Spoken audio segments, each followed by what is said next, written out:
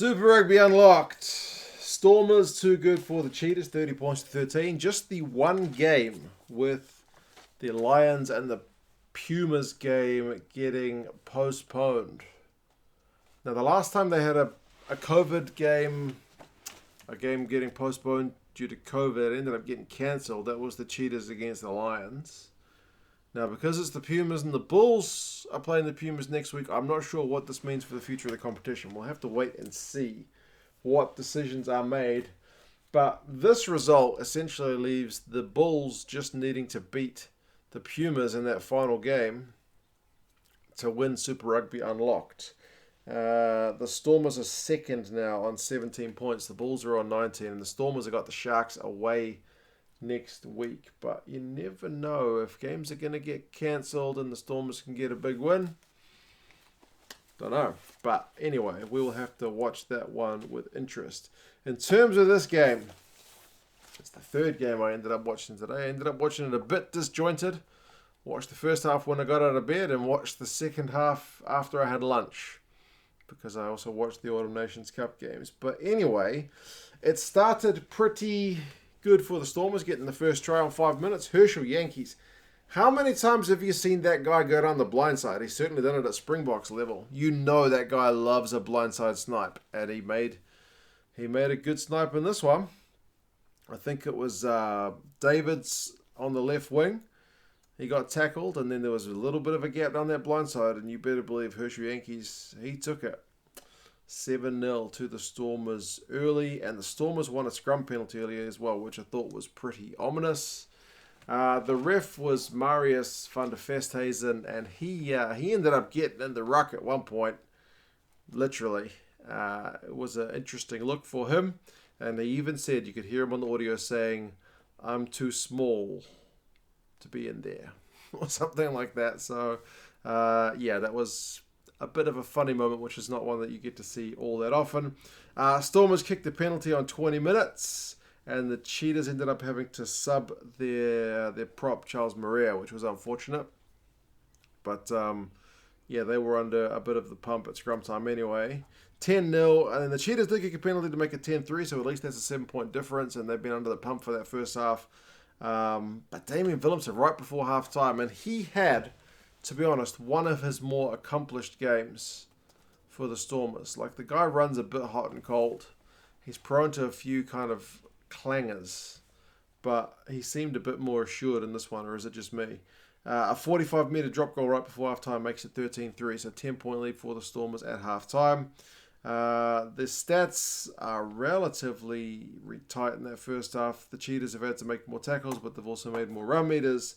The Stormers have had more defenders beaten, but the Cheetahs have had more clean breaks. The Cheetahs have had 6 turnovers conceded to 3, though, so it's a bit of a concerning one that they can't seem to control their own ball. Second half starts a bit better for the Cheetahs. They get the first penalty of the second half, so it's a scrum penalty. 13-6, back within striking distance, but then not long later, Augustus gets a try. It was on 44 minutes. Galant has had a hell of a couple of weeks. I mean, he wasn't perfect in this game.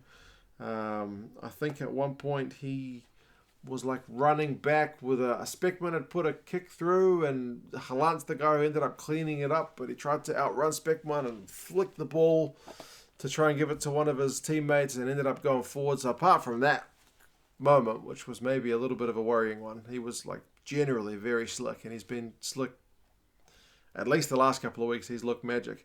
He starts the move down the right wing, gets the ball to Nell. Nell gets the kits off. There's like somebody gets tackled. They recycle the ball quickly. Galant's involved again. Gets it into Benny. Offload to Augustus. Great team try. 20 points to 6, and it's not even the best try of the game. There's some bloody magic tries in this game, man. 49 minutes, Malcolm Yard knocks on for the Cheetahs after a seemingly pretty big period of possession for the Cheetahs. Bit concerning that they couldn't come away with any points. Stormers win a scrum penalty. Was that the Cheetahs' best period of the game, is the question I wrote on this notepad. No, because the best period of the game is Speckman's try. Probably the try of the game. There's another really good one, but I think this one's probably better. In a losing effort, Speckman's running the ball back. I've already retweeted, somebody showed the video of it. he manages to squeeze in right in the corner, and he's fully airborne when he puts the ball down. It's an I can't do it justice with words. Like, if you don't follow me on Twitter, I think you can still view the video without a Twitter account. Or watch the highlights of this game. It's absolutely worth viewing. It's magic. You see that kind of stuff a lot more in rugby league, I think, because there's usually a bit more space out on the wings with only 13 guys on the field, one each side. But yeah, magic try from Speckman, unbelievable. 20 points to 13. It's back to game on, but the Stormers kick a penalty not long later, 23-13.